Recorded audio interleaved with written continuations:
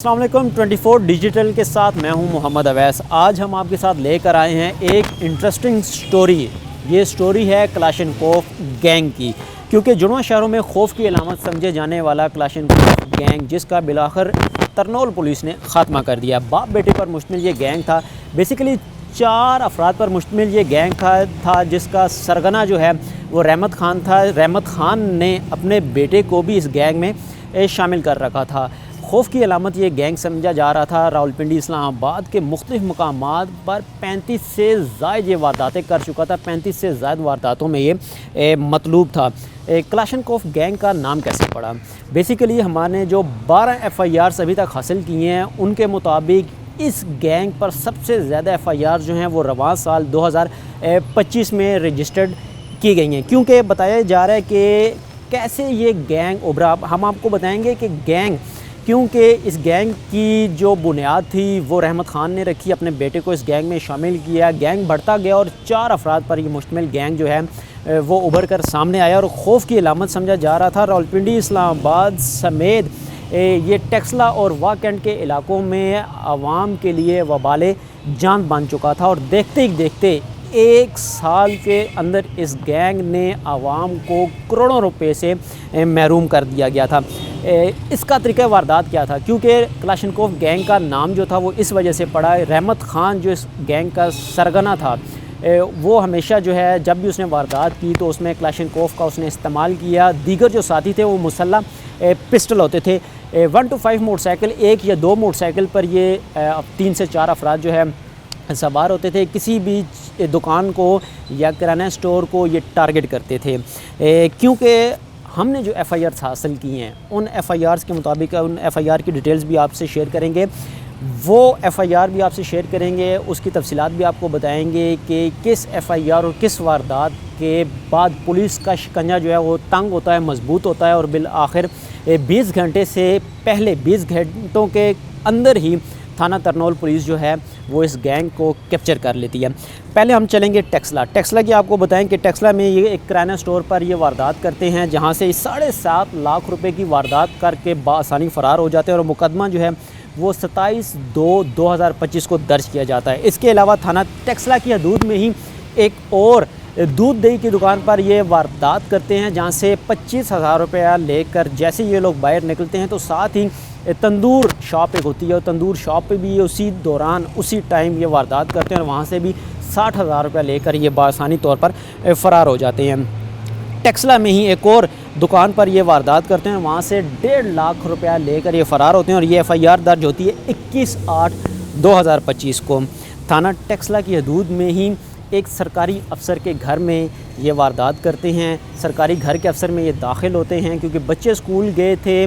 दरवाज़ा जो मेन दरवाज़ा था वो खुला था। फैमिली घर के अंदर सो रही थी। उस फैमिली को ये यरगमाल बनाते हैं। यरगमाल बनाने के बाद 1 लाख सऊदी जो रियाल हैं, उसके अलावा 70,000 और तकरीबन 8 तोले सोने की यहाँ से वारदात कर बासानी फ़रार हो जाते हैं और इसका मुकदमा जो है 26/4/2025 को दर्ज होता है। इसके अलावा ये थाना टेक्सला की हदूद में एक और डकैती करते हैं। दुकान से 44,000 रुपये लूट कर फ़रार हो जाते हैं। FIR 20/7/2025 को दर्ज की जाती है।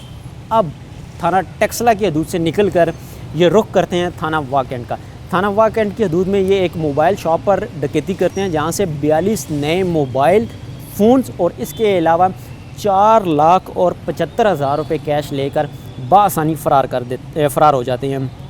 मज़े की बात, जहाँ पर भी इन्होंने डकैती की है, इन्होंने सिर्फ कैश नहीं बल्कि जो घरेलू ज़रूरत की अशिया थी वो भी साथ समेट कर ले चले। अब वाकंड के दूध में एक और ये डकैती करते हैं, जहाँ पर इलेक्ट्रॉनिक्स शॉप पर ये 5 लाख की डकैती करते हैं। वहाँ पर ये 2 अदद इस्त्री और इसके अलावा 2 अदद LED जो है वो भी साथ लेकर फ़रार हो जाते हैं और मुकदमा 31/10/2025 को दर्ज होता है। इसके अलावा थाना वाकंड के दूध में एक और डकैती ये करते हैं एक और दुकान पर, जहाँ से 2 लाख रुपए की ये डकैती करते हैं। वहाँ से लाइसेंसी पिस्टल लेकर फ़रार हो जाते हैं और मुकदमा दर्ज होता है 16/11/2025। उसके बाद वहाँ से ये सफ़र करते हैं अपना शुरू और थाना तरनोल के दूध में आते हैं। थाना तरनोल के दूध में सराय खरबूजा में ये एक दुकान पर डकैती करते हैं, जहाँ से 90,000 रुपये लेकर ये फ़रार होते हैं और मुकदमा दर्ज होता है 23/10/2025 को। سرائے خربوزہ میں کچھ دن بعد ہی یہ ایک اور ڈکیتی کرتے ہیں، جہاں پر ایک دکان سے 41,000 روپے لے کر یہ بآسانی فرار ہو جاتے ہیں۔ اب آتے ہیں اس مقدمے کی طرف۔ کچھ دن کا بھی 17 نومبر کو تھانہ ترنول کے حدود میں ایک دکان پر ڈکیتی ہوتی ہے، جہاں پر ڈکیتی کی ایک کوشش کرتے ہیں جو مالک ہے اس کی جانب سے، کیونکہ اس کے پاس لائسنسی پسٹل موجود تھا۔ جیسے ہی وہ اپنا لائسنسی پسٹل نکالتا ہے تو کلاشن کوف گروپ کا جو سرغنہ ہے رحمت خان مسلح ہوتا ہے کلاشن کوف سے، وہ فی الفور جو ہے جان لیوا حملہ کرتا ہے۔ گولی جو ہے وہ تاجر جو ہے عبدالقدیر اس کے سر پر لگتی ہے اور موقع پر ہی اس کی ڈیتھ ہو جاتی ہے۔ وہاں سے یہ اس کا لائسنسی پسٹل لیتے ہیں اور فرار ہونے میں کامیاب ہو جاتے ہیں۔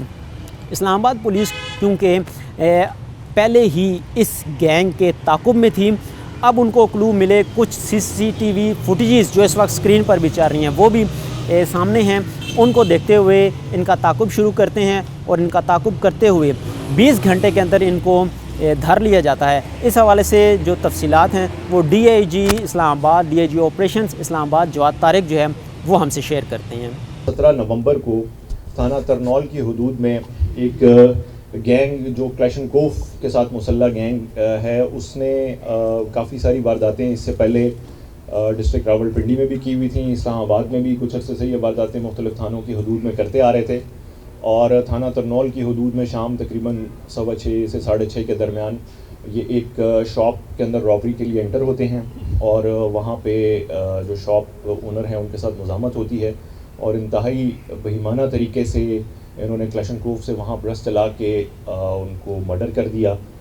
اور الحمدللہ اس کلاشن کوف گینگ کو جو ہے وہ اسلام آباد پولیس نے ودن 24 آورز جو ہے وہ ٹریس کیا، اور اس میں جو ملزمان اریسٹ ہوا ان کے ساتھ پولیس انکاؤنٹر ہوا بیسیکلی، اس کے اندر وہ ایک جو مین گینگ لیڈر ہے وہ اس میں نیوٹرلائز ہو چکا ہے، اپنے انجام کو پہنچ چکا ہے، اور دوسرا ملزم جو ہے وہ زخمی حالت میں گرفتار ہوا۔